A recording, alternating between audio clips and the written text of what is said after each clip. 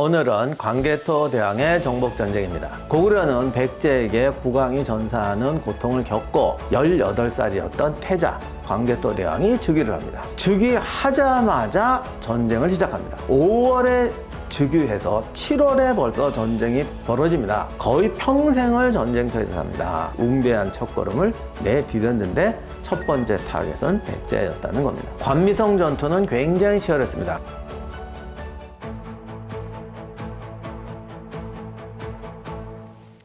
안녕하세요, 임영환입니다. 임영환의 한국사 강의, 오늘은 광개토대왕의 정복전쟁입니다. 지난 시간에는 광개토왕의 정복전쟁의 배경으로서 고구려의 군사제도와 전술에 대해서 살펴봤습니다. 오늘은 이제 본격적으로 광개토왕의 정복전쟁을 살펴보도록 하겠습니다. 소수림 왕 때부터 고국 양왕 때까지 고구려는 율령을 반포하고 국가체제를 정비합니다. 그 이전에 331년에서 371년 사이 고국 원왕의 재위기에 고구려는 시련을 겪죠. 이때는 백제의 전성기였습니다. 고구려는 백제에게 국왕이 전사하는 고통을 겪고 소수림 왕부터 고국 여왕 사이에 국가체제 정비를 합니다. 이런 걸 보면 인간이든 집단이든 무언가 다음 단계로 성장하기 위해서는 시련과 역경이 필요한 게 맞는 것 같아요. 우리가 되게 자식들 키울 때는 늘 생각하는 게 쟤는 이렇게 좌절하거나 고통을 겪지 않고 쭉 커서 이렇게 돼갖고 행복하게 살면 얼마나 좋겠냐. 부모님들이 다 그렇게 생각을 하는데 그거는 그냥 감정적인 바람이고, 냉정하게 보면 사실은 고난과 좌절을 겪지 않고 어떻게 특별한 노력을 할 수가 있겠어요. 운동선수도 누구든 다 슬럼프가 있고 좀 잘하고 이젠 이 정도면 됐지, 내가 이 정도면 최고지, 그러다가 한번 벤치로 쫓겨나 보고 그러면 또 이제 각성하고 이렇게 되는 거죠. 제가 이렇게 말씀드리면 누구는 한 번도 1등 안 놓치고 이렇게 쫙 사는 사람도 있는데 있기야 있죠, 그런 사람들. 근데 가만히 보면 그 사람들은 그 사람들이 비정상이라고 그래요. 다른 뭐가 좀 없어요. 그래서 또 일생에 또 무슨 고통을 겪어요. 그러니까 우리가 어떤 특별한 기준 하나, 예를 들면 성적, 월급, 이런 것만 보니까 그렇지 또 뭔가가 없습니다. 그래서 인간은 어쨌든 시련과 좌절 속에서 자기를 재발견하고 다시 일어나고 그때 자신을 더 한 단계 변화시키는 특별한 노력을 함으로 해서 특별한 인생을 살 수가 있는 겁니다. 그러면 개인도 그런데 집단이란 말이에요. 100명, 1000명, 10,000명 이런 집단이 어떤 특별한 고난과 계기 없이 이제부터 우리 허리띠를 졸라매고 이렇게 노력해서 뭘 하자, 이게 될 것 같으세요? 절대 안 됩니다. 집단이고 국가가 되면 정말로 고난과 시련을 이겨내야 사회가 그 다음 단계로 진화할 수가 있습니다. 그거를 하는 집단은 성공하는 거고, 그거를 못하고 더 나쁜 결과를 초래하고 내전이 벌어진다거나 그런 나라는 결국 멸망하게 됐던 거죠. 우리가 한번 생각해 보세요. 지난 시간에 소수림 왕 때 율령 체제를 정비했다, 율령을 반포했다, 이런 얘기를 했습니다. 우리가 지금 후대 입장에서 역사를 보니까 율령 반포 멋있어, 법이 생겼네, 우리 이렇게 말하는데 당시를 살았던 사람들 입장에서는 멀쩡하게 행복하게 잘 살고 있었는데 갑자기 이렇게 폭어가 붙는 거예요. 국가가 하는 말이 지금부터는 이렇게 해야 돼, 이렇게 해야 돼, 이건 하면 안 돼, 이걸 해? 그럼 끌려서 맞을 줄 알아. 잘못하면 죽는다니? 이렇게 되는 거예요. 도로를 건너 다니는데 갑자기 어느 날 하얀 줄이 찌꺼워지더니 이쪽으로만 다니란 말이야. 이쪽으로 지나가면 벌금 낸다. 아니면 옛날에는 벌금도 없지, 맞는다. 이렇게 되는 겁니다. 물론 뜻이야 교통사고를 방지하고 네 생명을 보호하기 위해서라고 하지만, 옛날에 횡단보도에 있는데 10분에 차 한 대 지나가는 횡단보도도 많았어요. 그 자동차 없을 때. 그럴 때 사람들이 왜 이걸 나를 이렇게 불편하게 하는 거야? 이런 말 하게 되는 거죠. 율령이란 것도 사실 사람들의 입장에서 보면 절대로 무언가 고난과 어떤 고통을 겪고 각성하기 전에는 절대로 받아들일 수 없는 체제라는 겁니다. 자, 이렇게 해서 아무튼 소수림왕 고국 양왕 때에 고구려는 변신의 노력을 했습니다. 385년에 고국 양왕은 4만의 군대를 동원해서 요동성과 현도성을 쳐서 함락시킵니다. 요동과 현도라는 곳은 이 섬안조 일대에 정말 키포인트입니다. 바둑으로 치면 거기가 두 개의 대마예요. 이거 잡아야 그 일대를 지배할 수 있는 겁니다. 최고의 군사 요충지를 점령한 거죠. 다시 말하면 385년에 고구려가 그동안의 고난과 각고의 노력 끝에 이제 치고 나가기 시작했다라는 겁니다. 그런데 여기서 이상한 게 여기서 뚝 그쳐요. 385년에 이 승리 후에 고국양왕이 391년에 사망하는데 그때까지 별일이 없습니다. 워낙 기록이 없어서 그동안에 계속 뭐 이렇게 나가고 뭐 이렇게 했는데 기록이 빠졌을 수도 있기는 합니다. 그러나 아무리 그래도 좀 이상하죠. 뭐가 없어요, 갑자기. 더 이상한 거는 391년에 고국양왕이 사망하면서 18살이었던 태자 광개토대왕이 즉위를 합니다. 즉위하자마자 전쟁을 시작합니다. 5월에 즉위해서 7월에 벌써 전쟁이 벌어집니다. 그러니까 7월에 백제의 석현성 등 10개의 성을 함락시켰다고 되어 있어요. 석현성의 위치는 정확히 모르지만 한강 이북인 건 확실하고 대체로 황해도에서 한강 사이, 임진강 유역이거나 플러스 마이너스 요 지역으로 보고 있습니다. 그러면 7월에 이걸 시작했다면 5월에는 벌써 군대 모으고 작전하고 6월에는 출발해야 7월에 이런 게 벌어집니다.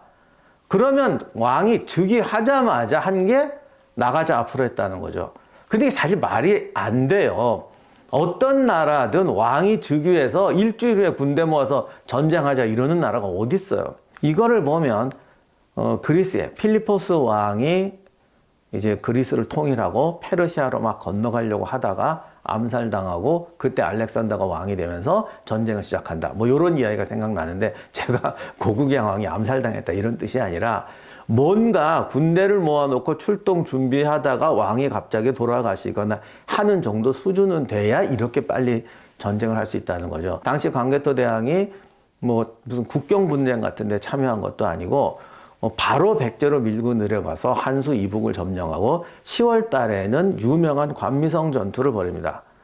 이거는 그야말로 백제의 목줄을 조이는 그야말로 총공세였는데 이거를 즉위하자마자 했다는 것은 고국 양왕이 사망하고 뭐 이렇게 되는 사이에 뭔가 대규모적인 군사 준비를 하다가 광개토대왕이 즉위한 건 틀림없는 것 같아요.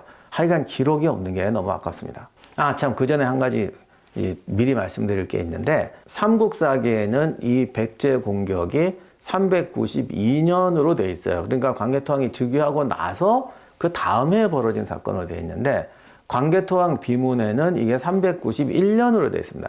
그래서 이게 삼국사기 기록하고 광개토대왕비 기록하고 1년씩 차이가 나요. 요거는 또 뭐 조금 복잡한 사정이 있는데 제가 거기까지는 말씀을 못 드리겠고 아무튼 지금 우리는 요거를 정확히 판정하기가 좀 어렵습니다. 근데 뭐 솔직히 광개토왕 비에 있는 얘기가 맞겠죠. 뭐 자기 비문 쓰는데 연도가 틀렸겠어요. 그러나 아무튼 기록이 막 이렇게 어긋나다 보니까 연도가 1년씩 틀려요. 제가 이거를 교정해서 일일이 하면 좋겠는데 어떤 거는 삼국사기에만 있는 내용도 있고 어떤 거는 광개토왕비에 있는 것도 있고 같이 있는 것도 있고 이래서 이걸 완벽하게 교정할 수가 없습니다. 그래서 뭐 어쩔 수 없이 어떤 건 광개토왕비 내용 쓰고 어떤 거는 삼국사기에 있는 내용 쓰고 이렇게 했어요. 그건 이제 순서를 말씀드리기 위해서 그런 거니까 1년 차이가 나는 건 여러분이 양해하시고 이거 연도 틀리지 않습니까? 이러지 말아주세요. 왜 교정해 주셔야죠. 그게 교정이 그렇게 되는 게 아니에요. 그래서 그걸 이해하시고 그냥 대략 요 다음에 이런 일이 있었구나 정도로 이해해 주시면 고맙겠습니다. 사실 연도가 틀리기 때문에 그 순서도 조금 헷갈릴 수가 있어요. 그런 점은 여러분이 조금 양해를 부탁드립니다. 광개토대왕이 즉위할 때 분명히 뭔 일이 있었는데 뭐 이렇게 암살 이런 게 아니라 하여간 뭔가 이 거국적인 사업을 하다가 이렇게 된 게 분명한데 도대체 그런 내용이 없어요. 근데 사료에는 이제 뭐라고 되어 있냐면 광개토대왕이 어릴 때부터 웅대한 꿈과 기상이 있었다 이렇게 적혀 있습니다. 근데 이제 뭐 이런 얘기 우리가 감동을 안 받지 왜? 당연하잖아. 광개토왕 뭐 이게 평생 쌓은 거 보면 진짜 어마어마한 이 양반은 정말 왕인지 뭐 무슨 군사령관인지 헷갈릴 정도로 진짜 뭐 카이사르가 갈리아 정복하듯이 거의 평생을 전쟁터에서 삽니다. 그러니 뭐 웅대한 꿈과 기상, 이거 그냥 너무너무 당연하다고 생각하니까 그냥 하는 말인가 보다 이렇게 생각하는데 이게 이제 문제인데, 아까 제가 필리포스하고 알렉산더 얘기를 말씀드렸는데, 우리나라 기록에 이게, 그건 우리나라만 아니라 중국 기록도 마찬가지인데, 옛날 기록의 문제가 뭐냐면, 서양 애들은 에피소드를 적어요. 예를 들면, 알렉산더의 그 명마 부케팔로스. 부케팔로스가 뭐 이상한 말이었잖아. 사람이 아무도 못하는. 그걸 알렉산더가 뭐 타가지고, 이렇게 해가지고 자기 말로 만들었어요. 이제 그 일화가 적혀 있어요. 그런데 이제 우리나라나 중국의 이 역사책 쓸 때 보면은 그런 에피소드를 안 써요. 그리고 결론을 써요. 그러니까 왕자가 그 야생마를 이렇게 돼서 내 말로 탔다 이렇게 쓰는 게 아니라 모든 사람을 감탄하게 만드는 특별한 용기와 안목이 있었다. 뭐 이런 식으로 쓰는 거죠. 물론 그렇다고 일화를 하나도 안 쓰는 건 아니지만 요렇게만 써놓는 경우가 되게 많습니다. 그래서 이 고국 양왕의 사망과 광개토 대왕이 즉위해서 즉위하자마자 백제를 향해 공격하러 나가는 요기에 분명히 뭔가 스토리가 없을 수가 없는데 이렇게 웅대한 꿈과 기상이 있었다 이렇게 적어 놓는 게 제 말은 이 말에는 분명히 에피소드가 있다는 거예요. 그냥 이분이 훌륭한 분이었어 이런 인생을 보고 총체적인 말을 한 게 아니라 고구려가 역경 속에서 인고의 시간을 지나서 이제 정말 뭘 해보려고 할 때 아버지와 아들이 정말 손 붙잡고 같이 계획 짜고 뭔가 스토리가 있었기 때문에 요 구절이 붙은 거지 절대로 그냥 훌륭한 분이시다. 그래서 이렇게 절대 이거 아니라는 겁니다. 제 말은 이제 안타깝다는 건데 아무튼 스토리가 뭔가 있었던 건 분명하다. 그래서 아마도 요동하고 현도로 일단 북쪽을 막아 놓은 다음에 왜냐하면 그 북쪽에는 거란, 서쪽에는 모용씨 이 두 집단이 이제 고구려를 호시탐탐 노리고 있으니까 여기를 제어해 놔야 돼요. 그리고 고민을 했겠죠. 자, 이제 어떻게 할 거냐? 요동 쪽에 전력으로 집중할 것이냐? 아니면 남쪽으로 내려가서 백제를 칠 것이냐? 그 백제를 칠 때도 오직 하나, 고국 원왕의 복수를 하자. 뭐 이런 뜻으로 백제를 치자고 했을 것이냐? 아니면 이제 고구려가 뻗어 나가야 되는데 이 정복 전쟁의 큰 틀 속에서 우리가 서쪽, 북쪽, 남쪽에 있는 국가들에 대한 전략을 어떻게 세울 것이냐. 누구를 먼저 치고 어디를 주공으로 하고 어디를 보조적인 공격으로 삼을 것이냐.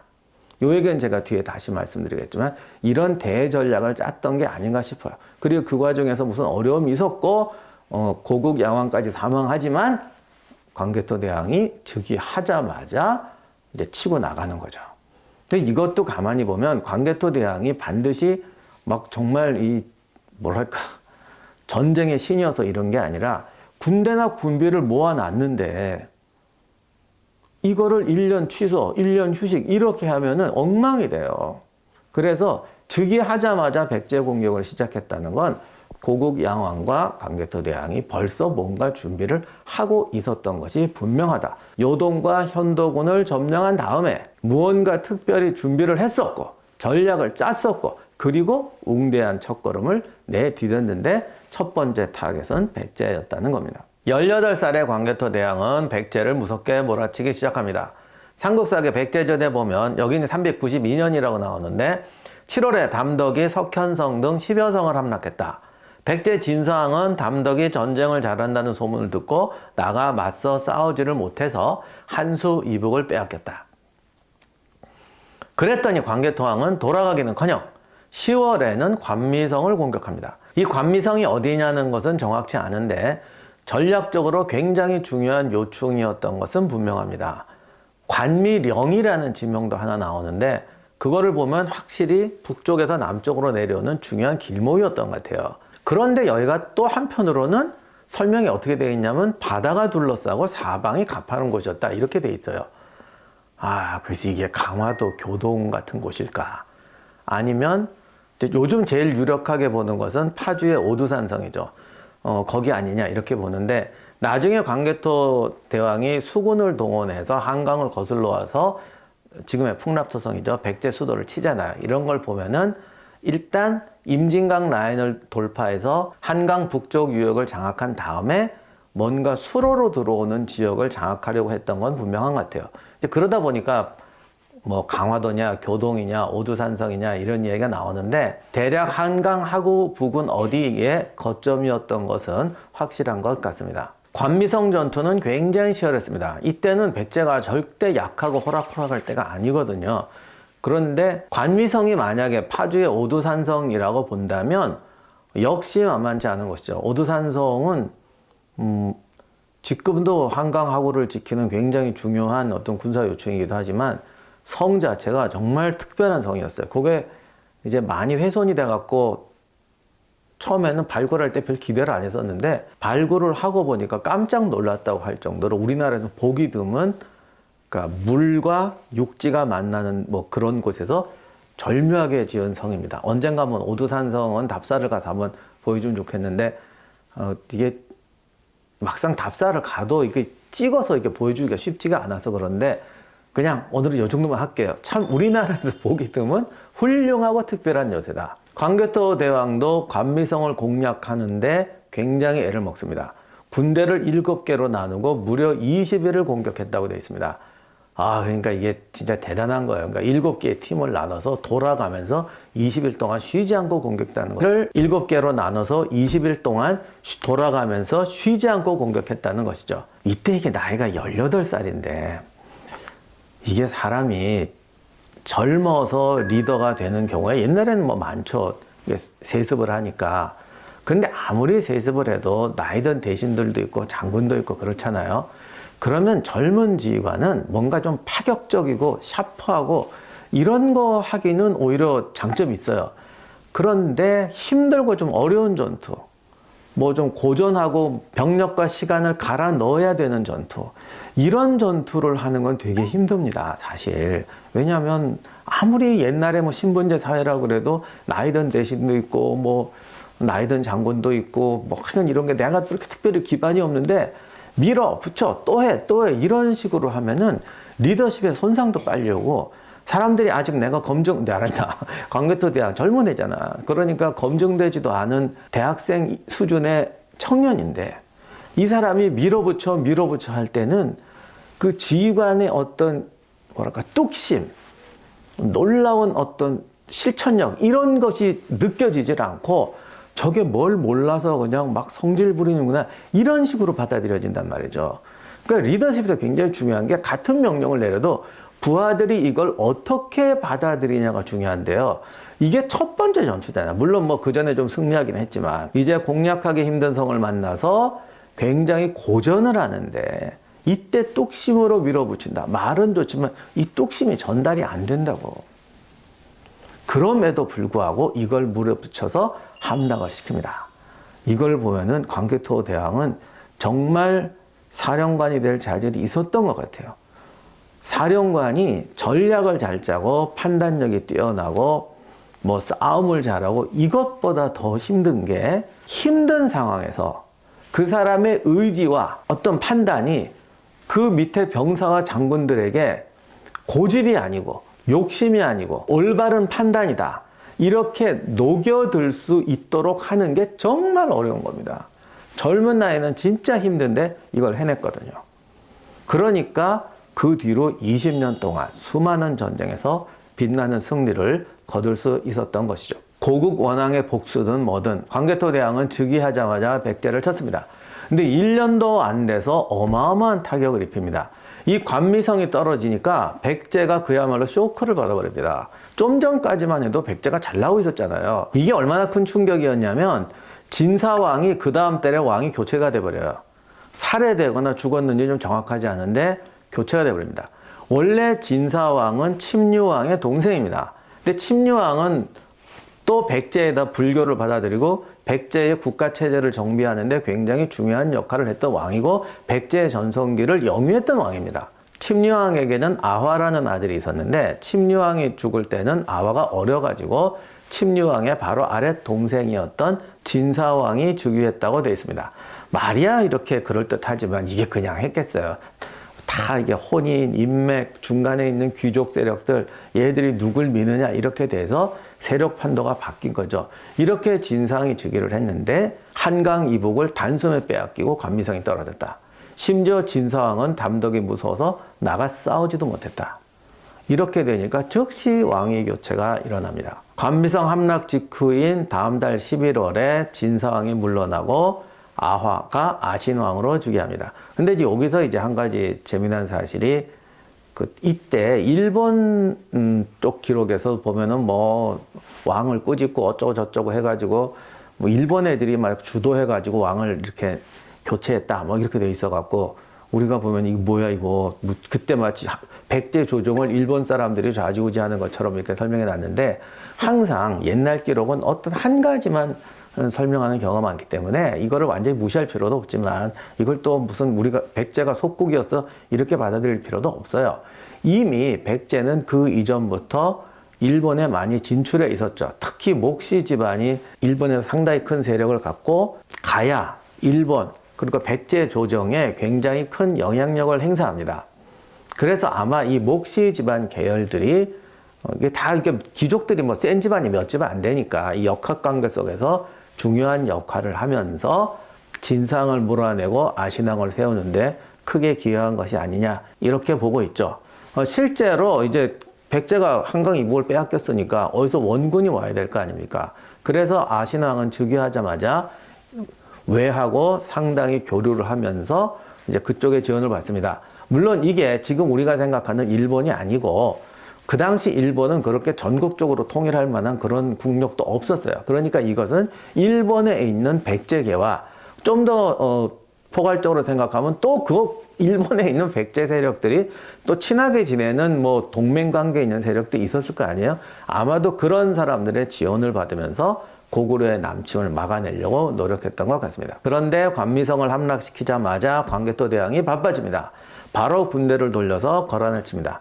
요거는 이제 기록에 따라 좀 왔다 갔다 한데 거란을 먼저 치고 다음 해에 관미성을 쳤을 수도 있고 관미성을 치고 그 다음에 거란으로 갔을 수도 있어요. 이게 연대 때문에 조금 순서가 애매한데 거란을 쳤을 때는 놀랍게도 거기에 있던 10,000명의 고구려 사람을 또 데리고 돌아왔다고 되어 있습니다. 그럼 이것도 뭐냐? 여러 가지 해석이 가능하죠. 그 이전에 무슨 일이 있어가지고 거란이 침입해서 고구려 백성 1만 명을 잡아갔거나 그 정도 주민이 사는 지역을 점령했을 수도 있어요. 거듭 말씀드리면 이게 관미성 점령 전인지 후인지는 좀 헷갈리는데 뭐 어쨌든 그래서 광개토 대왕이 가서 거란을 쳐 밀어내고 그들을 데리고 오는 거죠. 아니면 고구려에 무슨 내분이 있어가지고 그들이 거란으로 귀순 이렇게 떨어져 나갔던 것일 수도 있어요. 그래서 고국양왕이 지금 마음고생하다 돌아가셨는지도 모르지만 하여간 뭐 그런 어떤 여러 가지 사연 속에서 광개토 대왕이 그들을 찾아옵니다.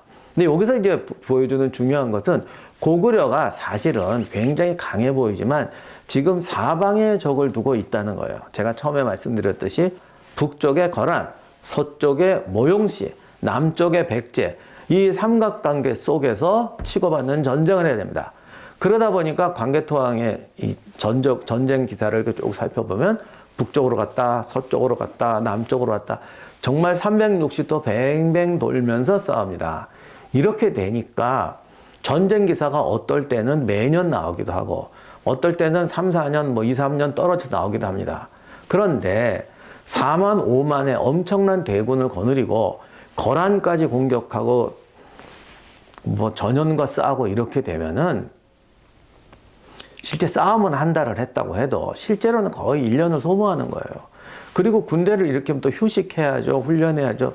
이런 걸 생각하면 2년에 한 번씩 정벌을 했다고 해도 사실상 매년 요즘 말로 하면 야전 텐트에서 살아야 이게 가능해집니다. 이게 맨날 군대에 나간다고 되는 게 아니에요.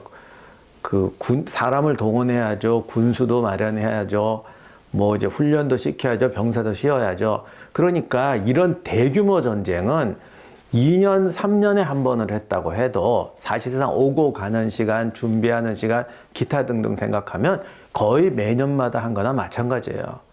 그래서 이런 식으로 거의 20년 동안 쉴 새 없이 정복전쟁을 한다는 게 쉬운 게 아닙니다. 그리고 사실은 이게 순수한 정복전쟁만도 아니에요. 저쪽도 계속 쳐들어오고 반격하는 것이기 때문에 사실은 북쪽의 거란, 서쪽, 선비족, 남쪽의 백제와 나중에 외도 있죠. 그러니 거의 사면 전쟁을 쉴 새 없이 벌이는 겁니다. 이렇게 되면 병사와 군대가 배견하지 못할 수도 있고 왜 우리가 이렇게까지 싸워야 되느냐는 불만이 싹 들 수도 있어요. 그런 불만을 잠재우면서 쉴 새 없이 쳐들어오는 적을 밀어내고 그리고 또 공격해서 점령하고 이렇게 싸워간다는 건 엄청난 리더십과 비전과 통솔력 없이는 절대로 불가능한 겁니다. 광개토 대왕에 대한 어떤 개인적인 기록이 남아있지 않아서 우리가 뭔가 그분에 대해서 설명하기는 어려운데 인간적으로 탁월한 전략가 군사 지휘관이었던 것도 분명하지만 사실 왕으로서도 엄청난 리더였다. 이거를 우리가 잊어서는 안 됩니다. 이게 승리한 기록만 있으니까 그냥 뭐 무적의 철기병이 나가서 다 휩쓸고 돌아온 것처럼 보이지만 절대 그런 거 아니다.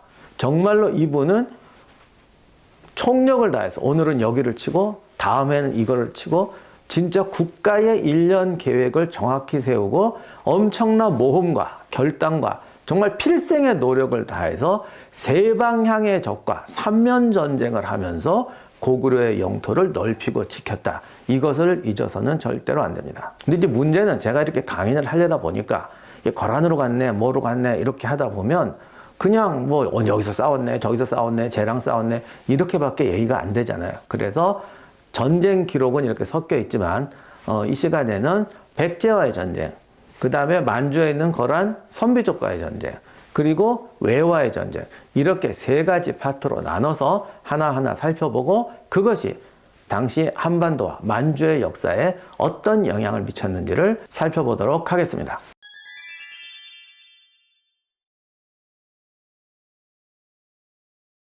자, 그러면 먼저 백제와의 전쟁부터 살펴볼게요. 392년에 관미성 패전에 책임을 지고 진서왕이 폐위되죠. 그러면 아신왕이 즉위해요. 근데 이때만 해도 백제가 아직 힘이 있었던 것 같아요.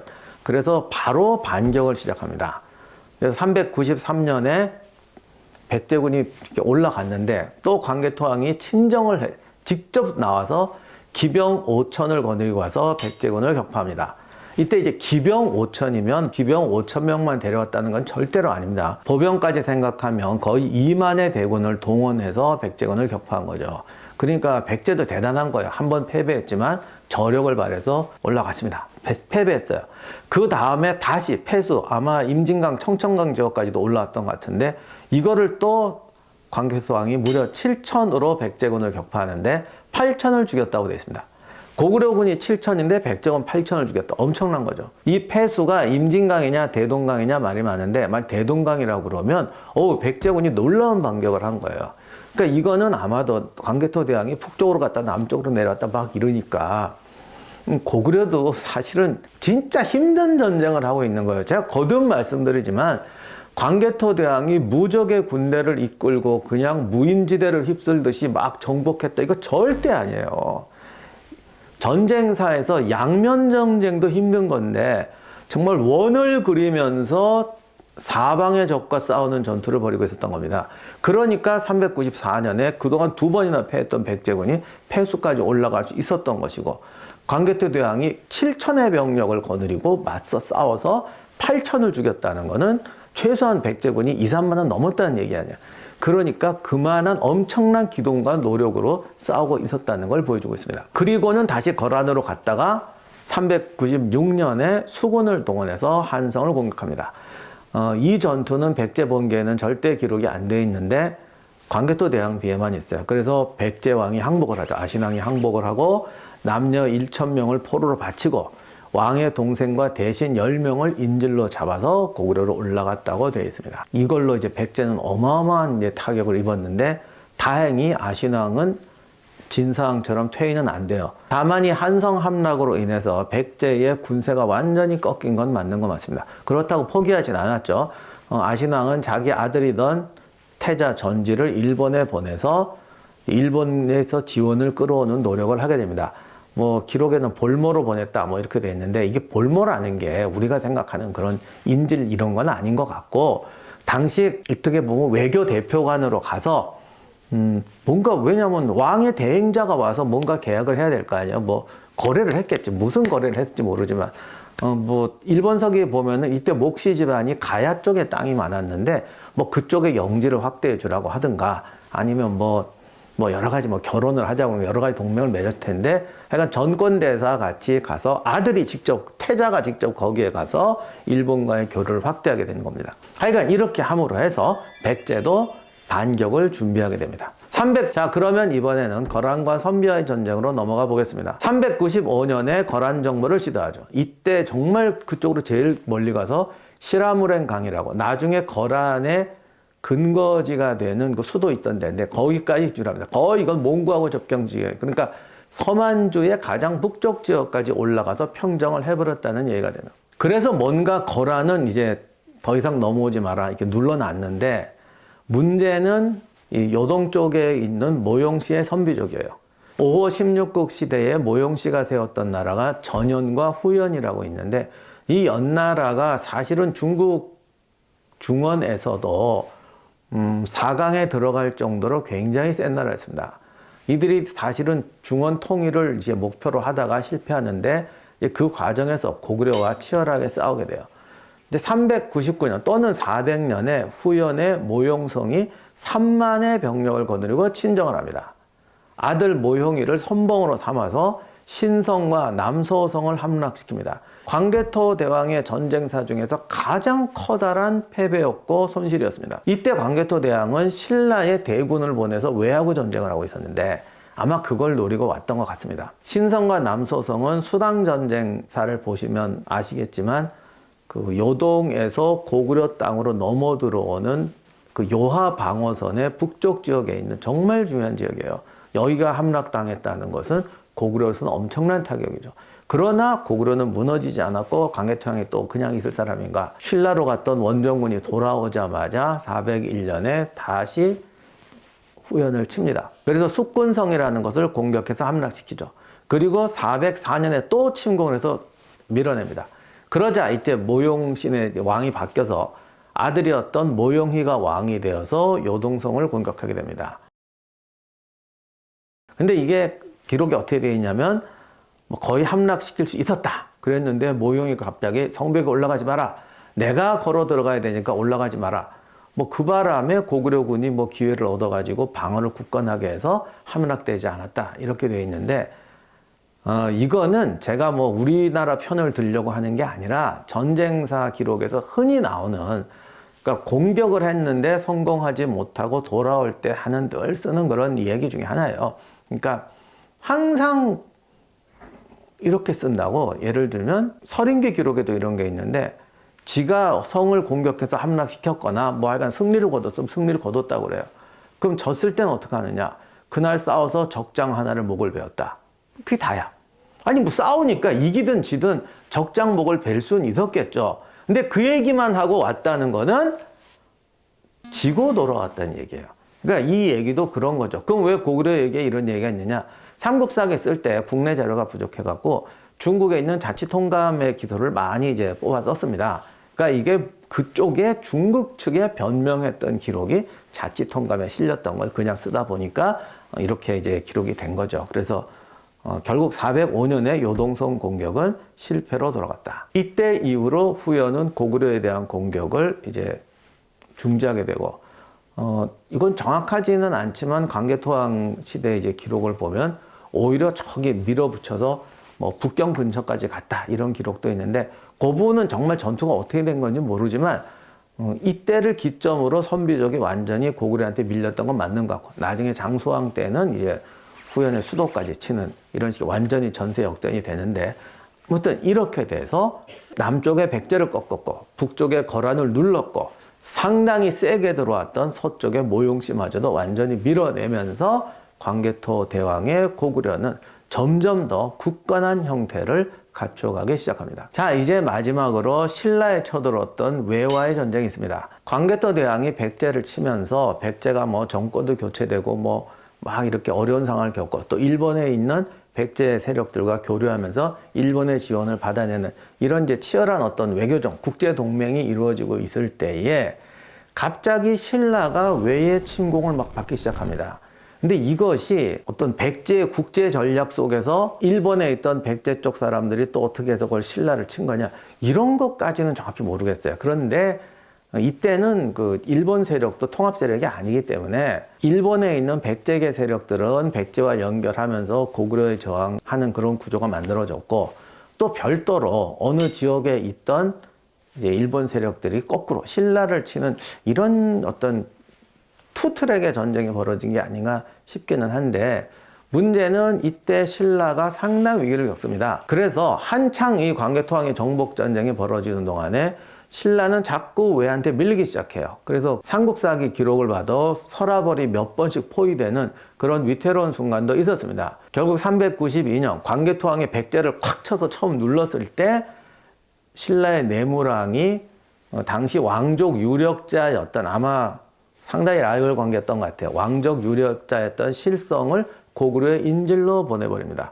내무랑 입장에서는 꼭먹갈먹기죠. 이제 고구려와 동맹도 맺고, 이 나라가 진사왕의 경우도 그렇지만 나라가 외적에게 침공을 당하고 제대로 못 막아내면 권력자의 자리는 위태로울 수밖에 없는 거예요. 그럴 때 고구려와 동맹을 맺어서 후원을 이끌어내는데 그 수단으로 내 왕자를 위협하는 저 녀석을 인질로 보내버리자. 이건 진짜 인질이었던 거예요. 이렇게 돼서 이제 교체해버린 일거양득의 수를 써서 고구려하고 동맹을 맺습니다. 근데 동맹을 맺어도 고구려가 바쁘잖아요. 지금 뭐 거란 갔다 어디 만주 갔다 남쪽 내려왔다 뺑글뺑글 돌고 있으니까 신라를 직접 도와줄 상황이 안 됐는데 399년에 최대의 위기를 맞습니다. 이때 광개토왕비의 기록을 보면 신라가 구원 요청을 했는데 외인이 나라 안에 가득하고 성과 해자가 부서지고 백성이 노비로 되고 있다.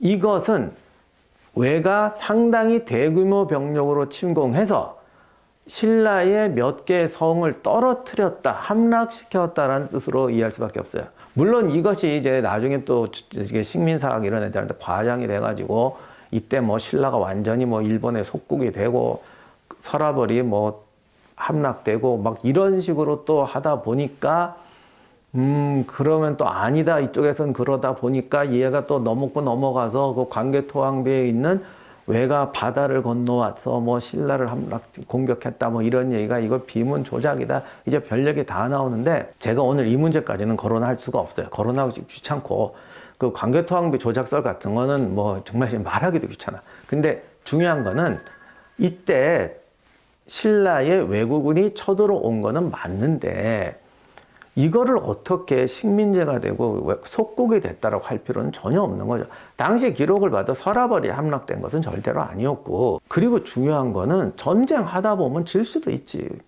아니 나라가 정복을 당해서 뭐 50년, 100년 뭐 그 나라의 식민지나 속국이 됐다. 그러면 그럴 수도 있지만 전투하다가 성 한두 개 떨어졌다고 그게 속국이면 그러면 모용씨가 신성하고 남사성을 한번 함락시켰는데 아마 기껏해야 1년도 못 간 것 같은데, 아니 하다못해 신성 남사성이 모용씨의 속국이 되었다 이런 거 아니잖아요. 광개토 대왕도 성을 뺏겼어요. 전쟁하다 보면 한쪽 영토를 잃었다 뺏었다 할 수 있는 거지.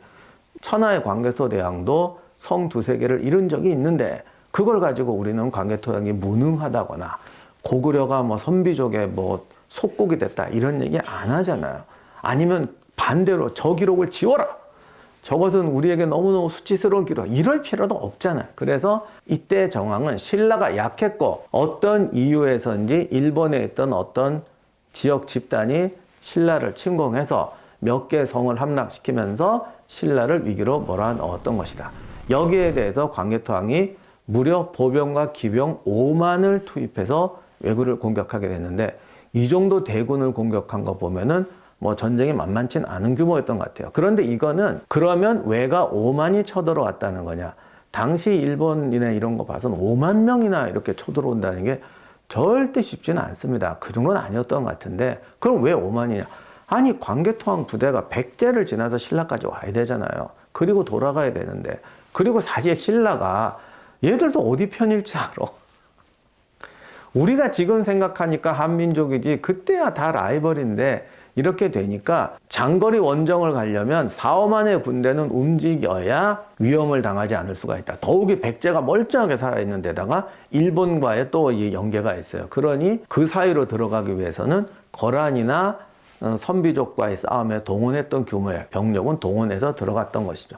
아무튼 광개토왕의 도움 덕분에 신라는 왜군을 몰아내게 되고 그리고 고구려와 신라의 동맹은 더 탄탄해집니다. 또 한편으로 신라는 왜하고 또 이제 교류를 하게 되는데 요것도 이제 여러 가지 오해가 많은 이야기인데 요건 나중에 장수왕편에서 다시 말씀드리도록 하겠습니다. 아무튼 이렇게 돼서 391년부터 대략 406년 사이에 광개토 대왕은 360도 전쟁에서 승리를 거두고 고구려의 영토를 확장하고 안정시킵니다. 제가 다시 한번 말씀드리지만 이런 식으로 3, 4년 전쟁을 그것도 1년 사이에 뱅글뱅글 돌아가면서 한다는 건 정말 보통 능력이 아닙니다. 광개토 대왕은 우리 역사에서 보기 드문 정복군주입니다. 그러다 보니까 우리는 광개토왕이 위대한 정복왕이었다. 엄청난 영토를 확보했다. 이런 점에만 주목하는 분이 많습니다. 어떤 분은 또 따지고 보면 저분도 침략자 아니냐. 왜 우리를 침략한 사람은 뭐라고 하면서 저렇게 침략을 미워하느냐. 또 이렇게 말씀하는 분도 계세요. 그런데 역사라는 것이 어떤 나라의 운명에서는 이게 아름다운 방법만 선택할 수가 없는 거예요. 전쟁은 전쟁으로 막아야 될 수밖에 없는 시대가 있는 겁니다. 광개토 대왕이 살았던 시대는 중국과 만주와 한반도 모두가 격동과 변화와 시련, 전쟁의 시대였어요. 이런 격동의 시대에 광개토 대왕은 엄청난 전쟁을 치르면서 고구려를 지켜냈고 강한 나라로 만들었습니다. 고구려가 무적이어서 영토를 넓힌 것이 아니고 그야말로 사방의 강력한 적들 사이에서 끊임없이 자신의 능력과 국가의 모든 능력을 뽑아내서 쳐부수고 영토를 확대했던 것이죠. 이것이 광개토 대왕의 삶이 우리와 우리 역사에 남긴 가장 큰 업적이자 교훈입니다.